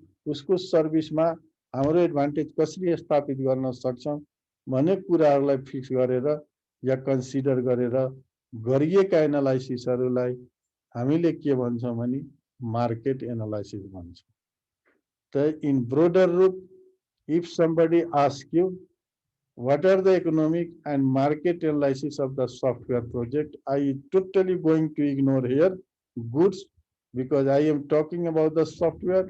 It means it is the service, not goods. For the economic perspective of the software, I am going to see future value of that software and future value of investment for the production of that service. Net present value, the IRR, internal rate of return. If these things are give me the positive feedback, I will be going to the invest on that project or go ahead to developing that service. Otherwise not. Once we consider about the market, considering the market, then I have to know the channel of distribution, trade practices, त्यस चीजहरुको कस्तो छ त्यसको user perspective कस्तो छ domestic छ कि international छ domestic छ भने डिस्ट्रिब्युसन च्यानल के हो इंटरनेशनल हो भने डिस्ट्रिब्युसन च्यानल के हो यसलाई अर्को भाषामा भन्दाखेरि तपाईहरुले कुनै अर्कोतिर पढ्नु भएको छ भने सप्लाई चेन म्यानेजमेन्ट भन्छ के यो भित्र तपाईहरुले हेर्नु भएको छ भने त्यो कस्तो छ प्राइसिङ यसलाई कसरी गर्ने अब प्राइसिङ भन्नाले त्यो सर्भिस दिनलाई टोटली ह्यान्डओभर गर्ने हो कि त्यो सर्भिसले हामी एसएलए को रूपमा माने सर्भिस सपोर्ट पनि दिनु हो कि यो सब मेकानिजमहरुलाई हेरेर गर्ने एनालाइसिसलाई हामी के भन्छौं भने मार्केट एनालाइसिस भन्छौं अब यो गरिसकेपछि I want to tell you one thing that if in the near future once you are going to develop the software you have to consider before developing the software you have to conduct on the available data economic and market analysis in order to go ahead. If the economic and market analysis of the given project did not give you the positive feedback, better you stop that service, develop that service, then prepare it. Otherwise, you will get not good situation, or you will be in risky condition. अब अर्को चाहिँ म तपाईहरुलाई ल्याइरहेको छु economic रोबाट technical analysis अब technical analysis भित्र के बुझ्नुस् भने अब यसलाई फ्लोइङ एस्पेक्टलाई भनेर जुन हामी भनिरहेका छौँ टेक्नोलोजी। अब टेक्नोलोजी को के हो भने एभेबिलिटी को कुरा गरिरहेछौँ, अल्टरनेटिभ को कुरा गरिरहेछौँ, latest and state of art को कुरा गरिरहेछौँ, अदर इम्प्लिमेन्टेसन को कुरा गरिरहेछौँ। अब यहाँ हेर्नुस्, यहाँ हल्ला नगर्नु बाबु। टेक्नोलोजी भन्ने बित्तिकै हामीले के बुझौँ भने टेक्नोलोजी कन्सेप्टबाट हेर्दाखेरि जुन त्यो ब्राकेटमा दिइरहेछ availability, alternative, latest and state of art and other implication. हाम्रो सफ्टवेयर प्रोजेक्ट डेभलपमेन्ट गर्नलाई हामीसँग अहिले प्रशस्त चिज छ। जस्तै सफ्टवेयर अहिले बनाउनलाई तपाईहरुले एउटा कुरा के बुझ्नुस् भने अब्जेक्ट ओरिएन्टेड डिजाइन मेथोडोलोजीमा जानुस्। तपाई अब्जेक्ट ओरिएन्टेड प्रोग्रामिङको कुराहरु गर्नुभयो भने त्यो पनि यसमा हेर्नुपर्छ क्या। त्यस्तै वेब बेसको कन्सेप्टमा जानुस्, अरु चिजतिर नहेर्नुस्। अब एक्जिस्टिङ अल्टरनेटिभहरु अरुको लागि होला भने गुड्सहरुको लागि धेरै, हाम्रोमा के हुनु पर्यो भने मेजर फोकस अब्जेक्ट ओरिएन्टेड हो, वेब बेसमा अवेलेबल हुनु पर्यो। यो लेटेस्ट त्यही हो। अब यसमा धेरै मेकानिक क्लाउड स्लाउड जे आए पनि त्यो के हो, सबै वेबै बेस त हो नि। क्लाउडमा पहिला तपाईको के हुन्थ्यो भने आफ्नै हार्डवेयर रिसोर्सेस हुन्थ्यो भने क्लाउडमा जाने बित्तिकै तपाईलाई हार्डवेयर र सपोर्टको टेन्सन भएन। त्यो जसले जसको सेवा लिनु भएको छ त्यसको। यो सब चीजहरुलाई कन्सिडर गरेर तपाईले के गर्नुपर्ने हुन्छ भने यो सफ्टवेयरको हकमा हेर्नुपर्ने हुन्छ। अब प्लान्ट क्यापेसिटी इनपुट्स यो गुड्सको लागि हो, सर्भिसको लागि होइन। भनेको मतलब सफ्टवेयर प्रोजेक्टको लागि यो त्यति सुटेबल चिज होइन, गुड्सको लागि धेरै सुटेबल हुन्छ। अब त्यस्तै यहाँ छ इनपुट्स पनि, यो पनि सफ्टवेयरको लागि जस्तै र मेटेरियल्सहरु, कम्पोनेन्ट्सहरु, पावर, वाटर, फ्युएल, अदर्स, यो सब हाम्रो लागि कुनै त्यति सुटेबल छैन सफ्टवेयर। पावर चाहियो।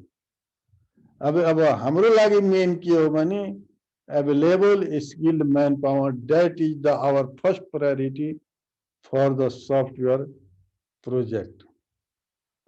अब इन्भाइरोमेन्ट कन्सिडरेसन पनि हाम्रो त्यति ठुलो होइन, हामी त्यति इन्भाइरोमेन्टलाई hamper गर्दैनौं। तर हामी के हुन सक्छौं भने इन्भाइरोमेन्टको भित्र यसमा हामीले के कन्सिडर गर्नुपर्छ भने इन्भाइरोमेन्ट भित्र ग्रीन टेक्नोलोजी युज गर्ने। ग्रीन टेक्नोलोजी भनेको के भने हामीले एउटा कन्ज्युम गर्ने इलेक्ट्रिसिटी हो र त्यो इलेक्ट्रिसिटी ग्रीन टेक्नोलोजीबाट आएको छ भने जस्तै सोलरबाट होस्, बायोबाट होस् भने अलि राम्रो जनरल इलेक्ट्रिसिटीहरु भन्दा। जस्तै हाम्रो इलेक्ट्रिसिटी हाइड्रो पावर हो भने झन् राम्रो।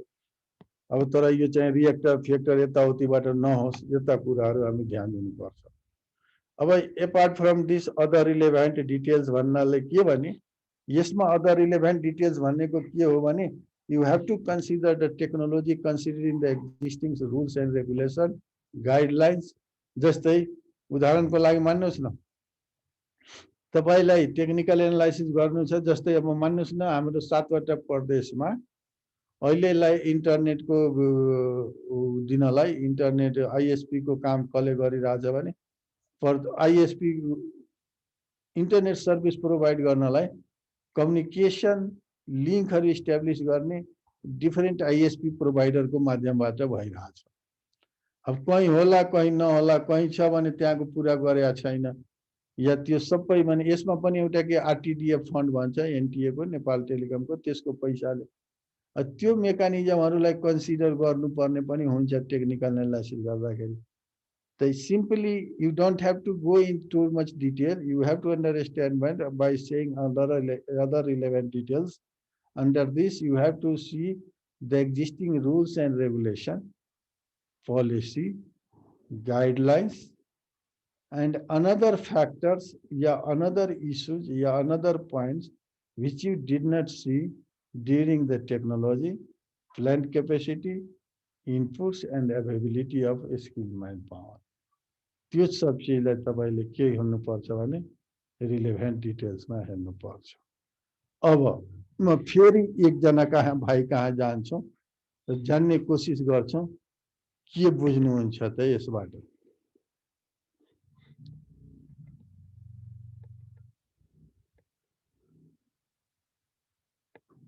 सबभन्दा पहिला त्यो स्लाइडलाई नै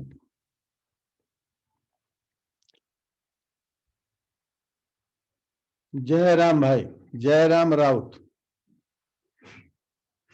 hello Jayaram. Mohammad Javed Ansari. Hello Mohammad Javed Ansari. Hello Mohammad Javed Ansari. Pukar Upreti. Hello sir भन्नु न। यो टेक्निकल एनालाइसिस भन्नाले के बुझ्छ भाइले? टेक्निकल एनालाइसिस भन्नाले के भन्नु सर अब? भर्खर त हामी हेरेका थियौँ, मैले स्लाइड चेन्ज गरिदिएँ किनभने तिमीहरूले बुझिरहेछ सुने, किनभने म त यहाँ सबैको भिडियो हेरिरहेको छैन नि, के गरिरहेछ कसले त्यही सुनिरहेछ कि छैन भने थाहा होस् भने। टेक्निकल एनालाइसिस भनेको अब हाम्रो ट्रेडमा, हाम्रो बिजनेसमा, मार्केटमा अब फाइनेन्सियल ट्रान्जेक्सनहरू कस्तो हुन्छ, अनि अब त्यस पछाडि अब फ्युचरमा कतिको होइन होइन होइन, तिमी अहिलेको स्लाइड हेरेर भनिरहेछ। ल टेक्निकल एनालाइसिस भनेको यो भर्खर हामी एक्सप्लेन गरेका थियौँ नि, त्यही चेक गर्नलाई मात्र। यदि सिन्सियर छ, हेरिरहेछ भने साँच्चीकै बुझिरह होला भन्ने मात्र हो। तर यहाँ पनि मैले धेरै स्किप गरेको छु। यहाँ हामीले के हेरिरहेछौँ भने भाइहरूलाई फेरि एकचोटिमा एक्सप्लेन गरिरहेछौँ है। हजुर सर। हामीले प्रोजेक्ट भन्नाले के बुझ्ने भने दुईटा चिजलाई फोकस गरेको हुन्छ, गुड्स एन्ड सर्भिस। म 10 चोटि रिपिट गरिरहेको छु, goods and service. But we are talking about the software project, that is the service, not say goods. किन यो गुड्स होइन?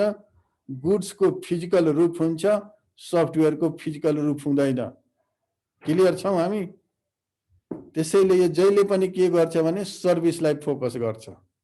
र जब हामी टेक्निकल एनालाइसिस कुनै सफ्टवेयर बनाउन भन्दा अगाडि गर्छौँ भने यदि यो टेक्निकली फिजिबल छ कि छैन भन्ने कुरा पत्ता लगाउनलाई गर्छौँ। Is the software which we are going to develop in the near future is technically feasible or not? To find out the answer of that things, we use technical analysis. जुन गर्दाखेरि हामी के हेर्छौँ भने त्यो सफ्टवेयरको या त्यस्तै खाले सफ्टवेयरको अहिलेको अवेबिलिटी स्टेटस के छ। भनाइको मतलब त्यस्ता सफ्टवेयर अहिले अवेलेबल छ कि छैन। छैन भने या छ भने छैन भने हामीले के गर्नुपर्ने हुन्छ भने हामीले त्यस्तो आफै न्युमै बनाउनु पर्छ। छ भने त्यसको अल्टरनेटिभ उपायहरू के हो। भनाइको मतलब यदि छ भने तपाईले बनाउने हो भने त्यो सफ्टवेयरको मेरिट डिमेरिट तपाईलाई थाहा हुनु पर्यो।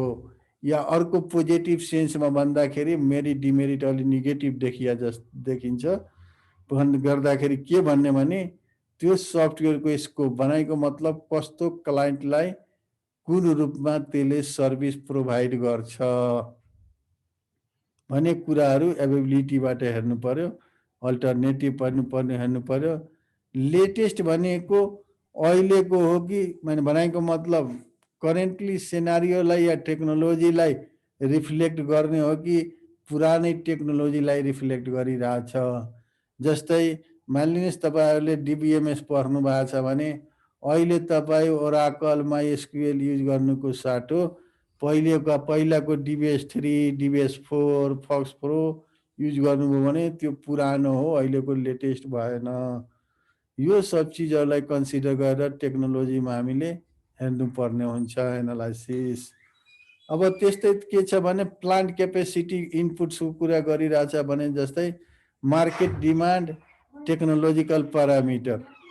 अब यो प्लान्ट भन्ने के हो भने यो गुड्सको लागि हो। ध्यान दिनुस्, प्लान्ट भन्नाले जस्तै तपाईले कुनै चीज बनाउनलाई फ्याक्ट्री नै एस्टाब्लिश गर्नुहुन्छ नि, त्यो प्लान्ट हो।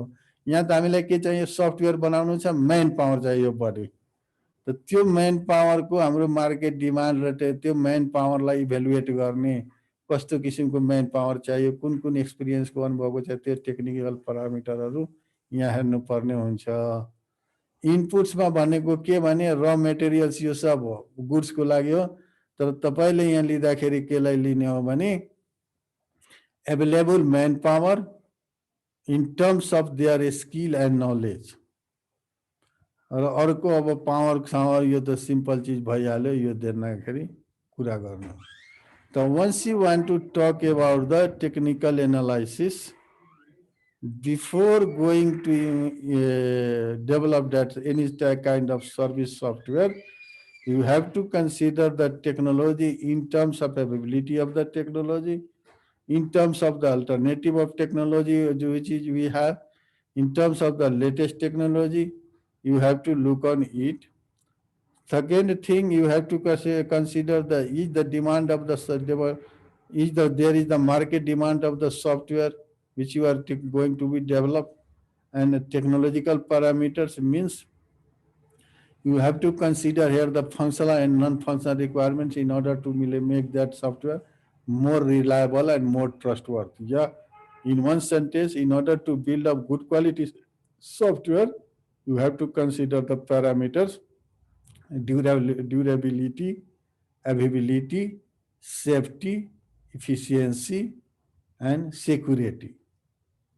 त्यस्तै यो सब चीजहरुलाई कन्सिडर गरेर यदि हामी कुनै एनालाइसिस गर्छौं भने त्यसलाई हामी के भन्छौं भने टेक्निकल एनालाइसिस भन्छौं। अब त अलिकति बुझ्यो होला नि भाइहरुले?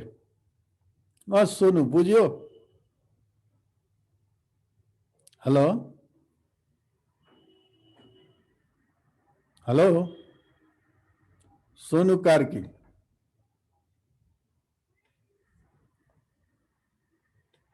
नो? शिवम सुवेदी, शुभम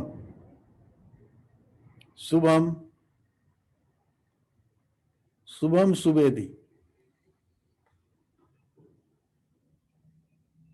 मीनव अधिकारी। मीनव भाइ? हजुर सर, हजुर सर। तपाई मात्र एउटा सुनिया जस्तो लाग्यो हो, अरूलाई बोलाउँदाखेरि त खोइ त कोही बोल्दैन त। होइन सर, सुन्ने होला सर। अनि यो केटाहरूले जबसम्म रिस्पोन्स गर्दैन हाउ आई कम टु, अब त मैले इन्टरनेट ब्यान्डविड्थ भइदिएको भए त म सबैको भिडियो अन गर्न लगाउँथे, तर त्यो झन् स्लो हुन्छ सबै अन। बट यदि तपाईहरुले बुझ्नु भएको छैन भने क्वेशन सोध्नुस् है। र फेरि एउटा चीज भनिरहेको छु, मैले दिएको जुन डकुमेन्ट छ प्रोजेक्ट म्यानेजमेन्टको, त्यो चाहिँ अर्को आइतबार हाम्रो क्लास हुँदाखेरि सबैले पढेर आउनुस्। म म्याथमेटिकली एक्सप्लेन गर्छु, तपाईहरुले the theory behind that terms you have to explain me. Mathematically कसरी निकालिन्छ त्यो चीज म बताउँछु, तर तपाईहरुले मलाई के एक्सप्लेन गर्नुपर्ने हुन्छ भने के थ्योरी बिहाइन्ड या त्यसको फिजिकल मिनिङ के हो त्यो चीज तपाईहरुले मलाई एक्सप्लेन गर्नुपर्ने हुन्छ। यसमा के स्टडी गर्ने त्यो त अलि ठुलो डकुमेन्ट छ 35 पेजको जति, तर तपाईलाई सबै पढ्नु छैन। तपाईहरु जस्ट आफ्नो सिलेबस लिनुस्, सिलेबसमा कोड गएको वर्डहरु तपाई मात्र पढेर मलाई फिजिकली बताइदिनु भयो भने I will be more happy then you guys. Siman Nagarkoti, hello सिमन,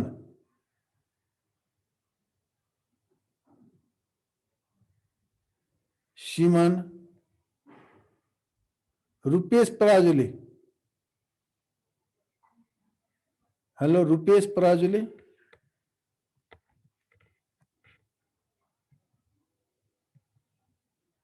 Mohammad Javed Ansari, Pukar Upreti, पुकार।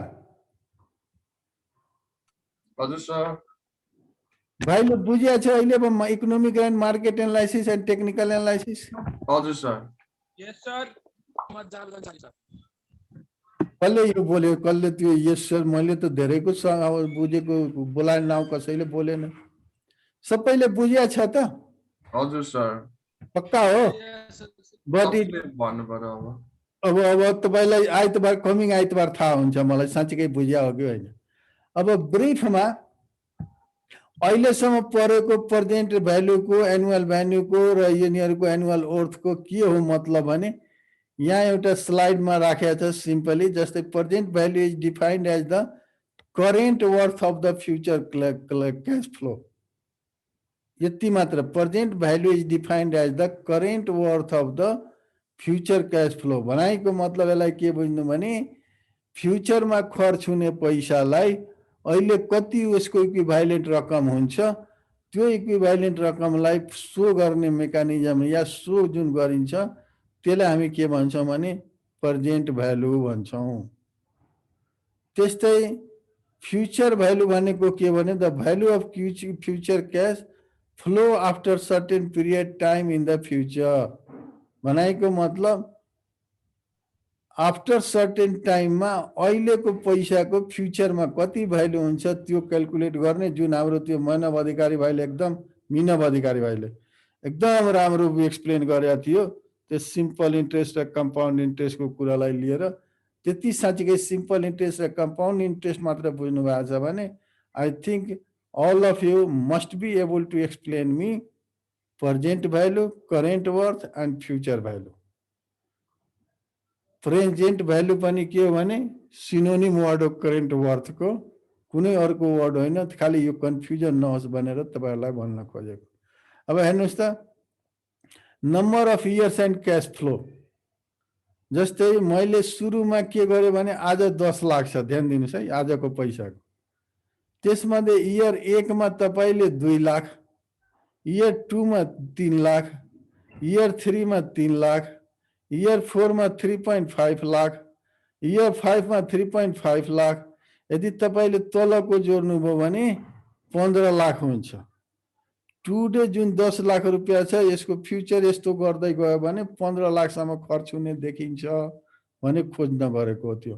त भनेको मतलब if I have opportunity to expend audit money at now, then I can finish that job for 10 lakh, but I don't have the opportunity. त्यसरी opportunity पनि छैन र कामको sequence पनि त्यस्तो होला कि सबै इन्भेस्टमेन्ट एकैचोटि लगानी गर्न सक्दैन। जस्तो उदाहरणको लागि मलाई कुनै प्लान्ट बनाउनु छ या त भने म प्लान्ट बनाउनलाई पहिला जग्गा एक्वायर गर्नलाई त पैसा चाहियो। जब जग्गा एक्वायर गरे मैले, This class will end in 10 minutes. Okay, जब जग्गा एक्वायर गर्नलाई त पैसा चाहियो। अब त्यो जग्गा एक्वायर गर्नलाई त मैले अहिले नै त प्लान्ट इस्टेब्लिस गर्ने मसिन किन्ने त पैसा लाग्दैन। जब जग्गा एक्वायर हुन्छ, जग्गा स्योर हुन्छ, अनि म प्लान्टको लागि मसिन किन्छु। त्यसैले एकैचोटि त म यो सब खर्च गर्न सक्दैन। जसले गर्दा यो सब चिजहरू फ्युचर भ्यालुहरू, करेन्ट भ्यालुहरू हामीले कन्सिडर गर्नुपर्ने हुन्छ। अब म तपाईहरुसँग एउटा के मेरो हम्बल रिक्वेस्ट भने तपाईहरुले मलाई अब एकदम सिन्सियर भएर यो चीज तपाईहरुले बुझ्नुभयो भने यसले के दिन्छ भने यो सब अहिलेसम्म हामीले गरेको यो सब चीज के को लागि हो भने यदि म कुनै सफ्टवेयर प्रोजेक्ट बनाउन गर्न खोजिरहेको छु भने त्यो प्रोजेक्ट इकोनोमिकली या मार्केट अनुसार या टेक्निकली फिजिबल छ कि छैन भने मेरो उद्देश्य हो।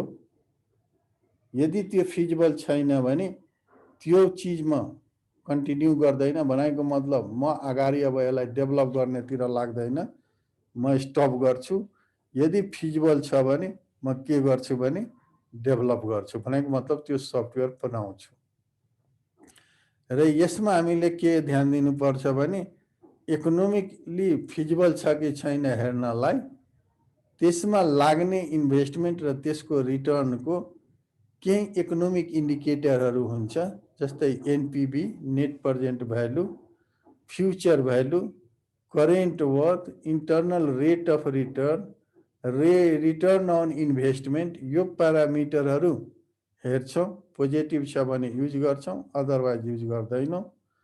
त्यस्तै यदि तपाईको टेक्निकली मलाई हेर्ने मन छ भने टेक्निकली यसलाई हेर्नु पर्यो भने मैले त्यसको एबिलिटी र त्यसको अल्टरनेटिभ जुन चीजहरू हुन्छ, लेटेस्ट टेक्नोलोजी हो कि होइन, लेटेस्ट भन्नाले करेन्ट टेक्नोलोजीको कुरा गर्छौँ। या मार्केटमा बिकाउको कुरा गर्छौँ, त्यसपछि प्लान्ट क्यापेसिटीको कुराहरू अन्तर्गत हेर्छौँ, त्यो इनपुट्स पनि हेर्छौँ, inputs in the sense of र मेटेरियल्सहरू हेर्छौँ, एभाइलेबल स्किल म्यान पावरको कुराहरू कन्सिडर गरेर त्यो प्रोजेक्टको फिजिबिलिटी हामीले यदि फाइन्ड आउट गर्न खोजिरहेछौँ भने त्यो टेक्निकल एनालाइसिसतिर पर्छ। अब म यति भन्दै आजको कोर्स म यहीँ समाप्त गर्छु र फेरि एकचोटि यहाँहरूलाई के आग्रह गर्छु भने just read that software project management document sended by me to all of you in here file upload. I mean the under unit 2. If you go to the under unit 2, you will find it, and be prepared to understand it theoretically in the coming Sunday class. I will be going to do all the practical things by calculating, by showing it mathematically, but you have to explain me the physical meaning of that mathematical tool. Okay? Anybody have any question? Actually, sir. सबैले गर्न सक्नुहुन्छ त्यही आश लागेर राखौँ है त। यस sir. Sir त्यो हाम्रो लास्ट स्लाइड छ नि त्यो। हजुर। त्यसमा हाम्रो इयर पछिको त्यो एउटा यो इन्टरनल रेट अफ रिटर्न हो कि के हो तलको आएको यो 2 लाख 3 लाखहरु चाहिँ? यो सब इन्टरनल रेट अफ रिटर्न हो। यो मैले म्याथमेटिकली तपाईलाई एक्सप्लेन गर्छु अर्को चीजमा एकदम क्लियर कन्सेप्ट हुने गरी फर्मुलै राखेर। यो मैले तपाईलाई यहाँ के बुझ्नुस् भने सिम्पल एउटा लास्ट स्लाइडको जुन भाइले राम्रो कुरा गर्नुभयो, जस्तै मैले 10 लाख आज कुनै चीज खर्च गर्न खोजिरहेको छु भने बुझिराख्नु भएको छ, म भविष्यको 15 लाख रुपैयाँ खर्च गर्नुपर्ने चीजमा आज 10 लाख गरे भने आज मेरो पुरा हुन्छ भन्न खोजेको। त्यो भन्न खोजेको के भने जस्तै अहिले तपाईले के गर्नुभयो भने कुनै लेट सपोज तपाईले के गर्नुभयो भने एउटा सफ्टवेयर बनाउन खोज्नुहुन्छ, त सफ्टवेयर बनाउनलाई त तपाई सबै सफ्टवेयर बनाउने सबै चीज त सुरुमै हायर गर्नु पर्दैन नि, या सुरुमै त एक्वायर गर्नु पर्दैन नि, किनभने तपाईको ड्युरे जस्तै अहिले तपाईले सफ्टवेयर प्रोजेक्ट बनाउनलाई पहिला तपाई नीड आइडेन्टिफाई गर्नु पर्यो। अब नीड आइडेन्टिफाई गर्नलाई हामी सफ्टवेयर डेभलपमेन्ट लाइफ साइकल हेर्नुभयो भने हामी त्यहाँ रिक्वायरमेन्ट एनालाइसिस या सफ्टवेयर एनालाइसिसको कुरा गरिरहेछौँ। त्यहाँ मलाई सिस्टम एनालिस्ट पुग्ने भयो, मैले किन त्यसै बेला प्रोग्रामर यो सब हायर गर्ने या नेटवर्क एडमिनिस्ट्रेटर या डाटाबेस एडमिनिस्ट्रेटर यो सब या सिस्टम डिजाइनर त त्यस बेला हायर गर्नु परेन नि। त्यो बेला हायर गर्यो भने त त्यो के हुन सक्छ भने मलाई त अननेसेसरी म्यान पावर जसलाई मैले हायर गरेँ कामै नदिएकन बसाए हुन्छ। तर के हुन्छ भने एउटा जहिले पनि के ध्यान दिने भाइहरूले भने once you are going to do the service, सर्भिसको रेट जहिले पनि इन्क्रिज हुन्छ डिक्रिज हुँदैन। सर्भिस भन्ने बित्तिकै के बुझ्नुस् भने person is going to involve that to produce that service. यो गुड छैन, पर्सन इन्भल्भ हुन्छ र पर्सन को मैन पावर के हुन्छ भने जहिले पनि सर्भिस को चार्ज बढी हुन्छ। कहीं सुन्नु भएको छ सर्भिस को चार्ज घटेको? एक्सेप्ट कम्युनिकेशन में जस्तै टेलिफोनमा घटिया छ, तर त्यो घटेको मैन पावर होइन नि, टेक्नोलोजी को चार्ज घट्यो किनभने युजर बढी भयो त्यो घट्छ। तर मैन को त कहिले पनि सैलरी कम हुँदैन, वेजेज कम हुँदैन। हाम्रो सफ्टवेयर बनाउनलाई त मैन पावर चाहियो।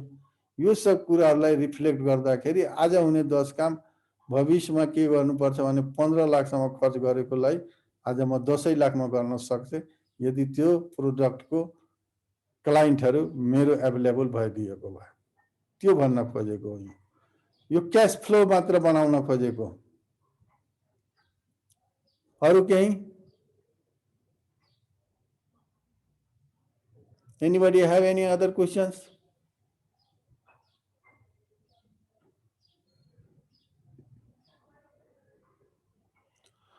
Okay guys, have a good day and hope coming Sunday we all have studied these things and come with preparation.